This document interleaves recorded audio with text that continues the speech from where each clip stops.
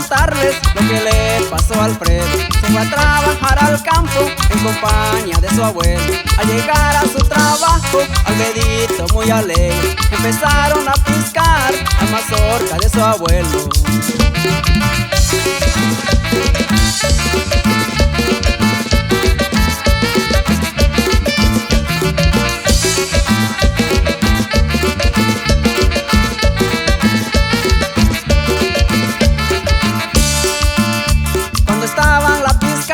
Alfredito se rascaba el mentado pica pica, que Alfredito le picaba.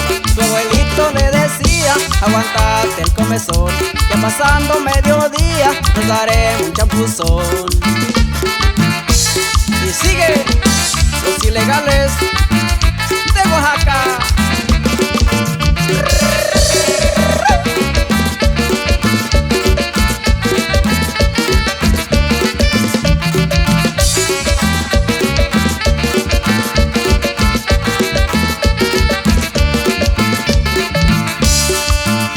Alfredito y su abuelo no terminaron de piscar, porque hay mucha pica pica, tuvieron que regresar. Alfredito y su abuelo no terminaron de piscar, porque hay mucha pica pica, tuvieron que regresar. Ya con esta me despido, ya me voy sin avisar. A la pizca de mazorca yo no voy a regresar. Ya con esta y me despido, ya me voy sin avisar. A la pizca de mazorca